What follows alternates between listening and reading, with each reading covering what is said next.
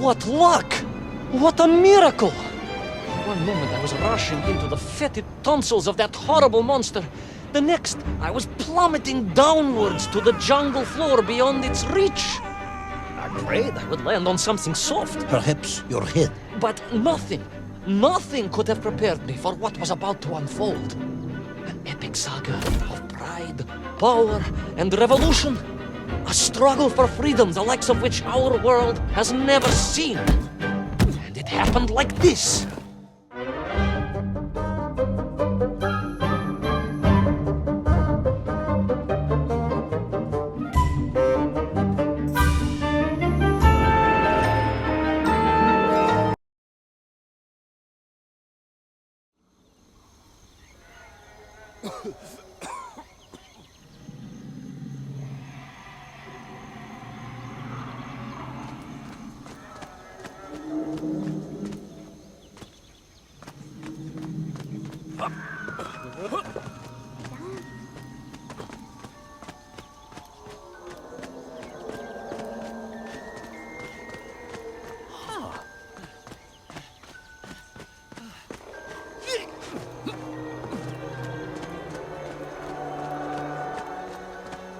Who were those strange, gentle monsters who towered above me? I could only guess they were the lost tribe of the Menf, an earlier race of people. But why were they so fearful of those ancient gates that lay just beyond their village? And why did they seem to recognize me? Why?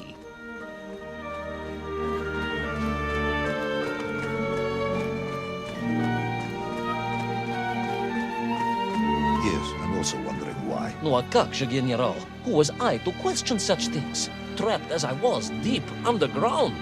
I was more curious, I must admit, about the location of little Orpheus.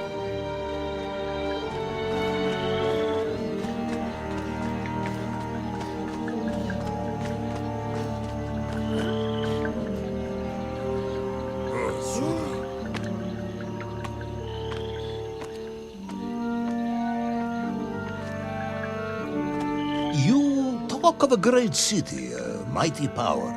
Yet your nymph squatted like savages in huts at its boundary. They did. And the answer to that mystery lay beyond my grasp at that point. Because it was a wonder, it truly was.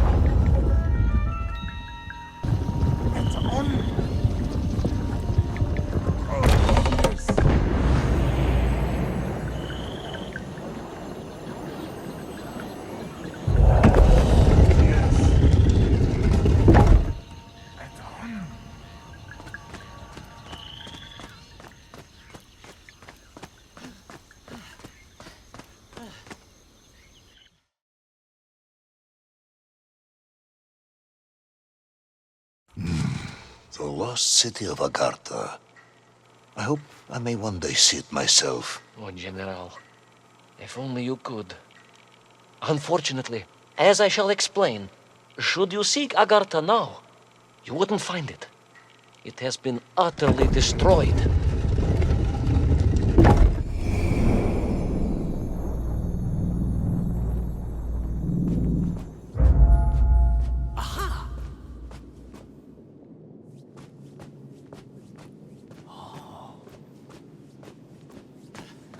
Utterly destroyed? Utterly, General, a tragic loss. A convenient loss. I imagine archaeologists weeping as I tell you. But most importantly, before we continue, you must understand one crucial fact about its destruction. Which is? It wasn't my fault.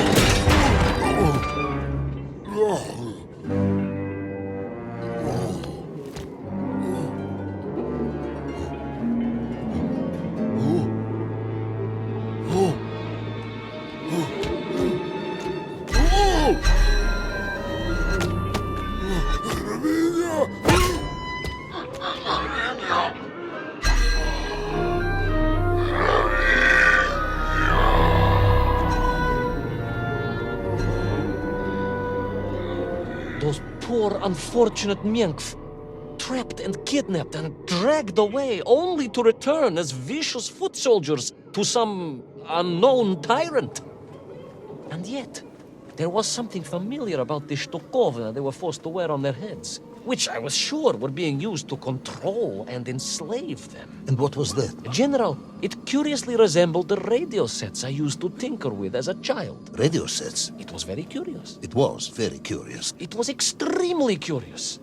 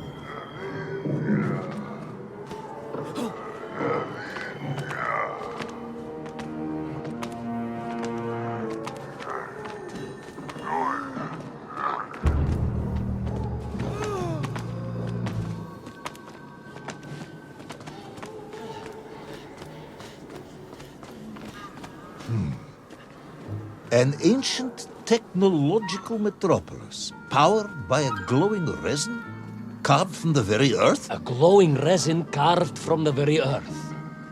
Do you see, General? I fear you are about to enlighten me.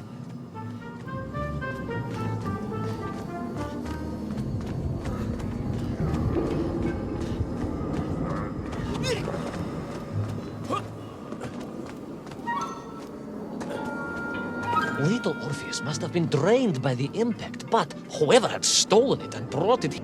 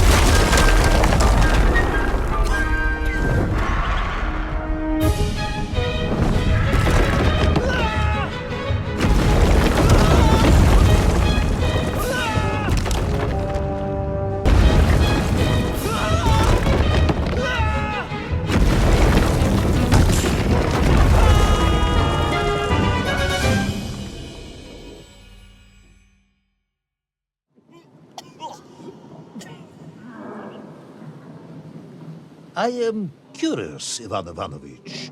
You talk and talk about this great subterranean city. Yet what you describe sounds strangely familiar. It does in some way bear an uncanny resemblance to the glorious architecture of Comrade Alexei Dushkin. Wouldn't you agree? Нет, General. I have never heard of this great Tavarish Dushkin or his works. Interesting. Because you were photographed on the steps of his marvelous Vysotka na Krasnich Varotach, shaking hands with the Glavny constructor. That was the chief designer? The sweaty little fat man with the bad hearing? Mind your mouth, Ivan Ivanovich. And don't think you can distract me by slandering one of the great visionaries of our time.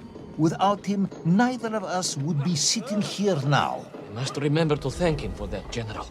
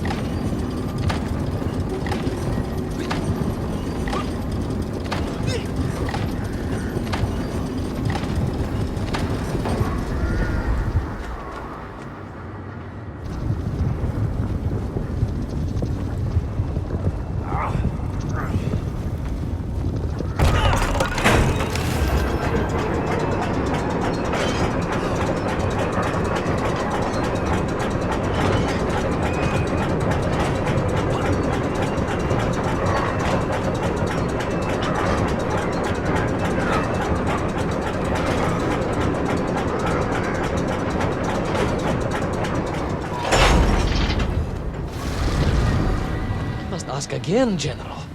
Are you mocking me? That would be unprofessional, comrade. I will try harder to convince you then. It is, after all, a cautionary tale of unleashed tyranny. It is a cautionary tale of unleashed idiocy. But please, do continue.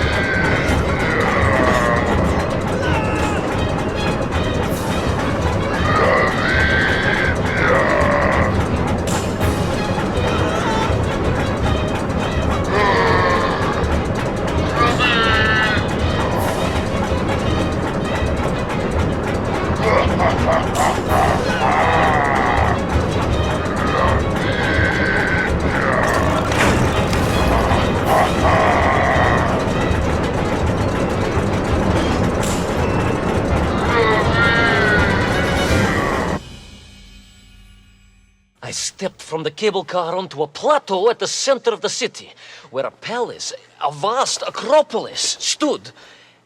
I was reminded of Chelyabinsk Sorok. May I ask how you know of Chelyabinsk?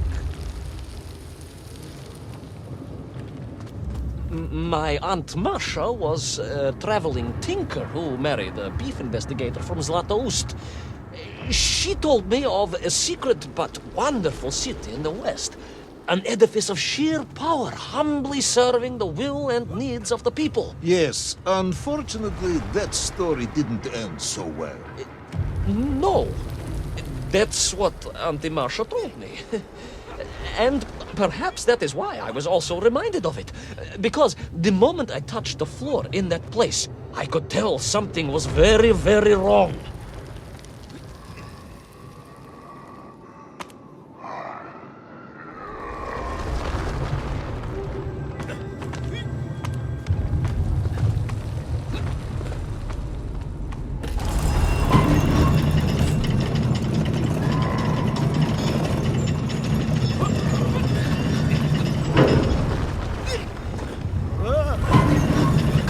Began to shake alarmingly, and the whole city felt as if it was shuddering. I could only imagine what I would find in the heart of the vast temple. If it isn't a giant glowing marble, I'm going to be very disappointed.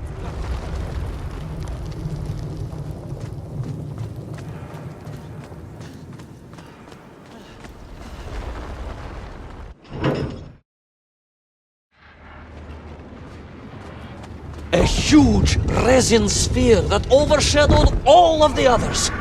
I caught glimpses through the twisted architecture. And it was then I saw him. Him? The thief, the enslaver, the tyrant, sucking the power from this wondrous city as he drained the very lifeblood of the ancient civilization and drew it into the atomic embrace of little Orpheus. With a song in my heart, I raced onwards to stop him.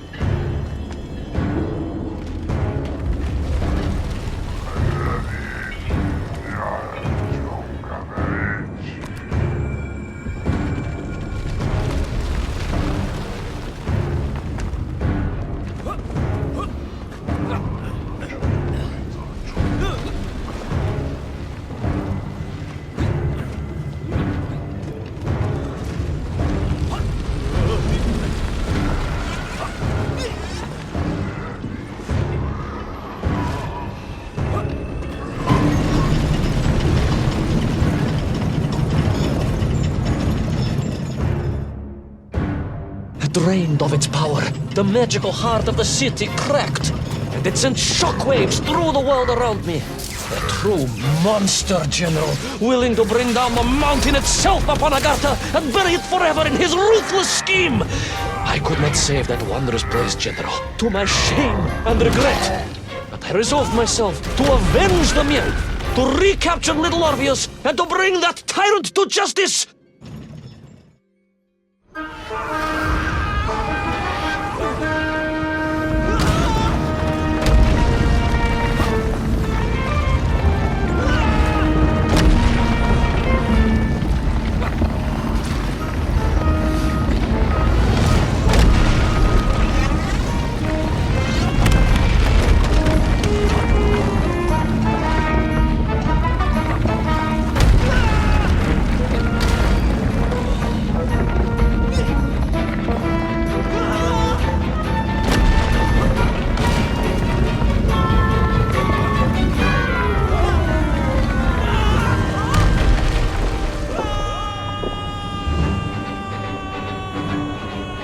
Will our plucky yet careless hero fall forever through those unknown skies? Will he discover the identity of the brutal thief commanding the army of the Menk?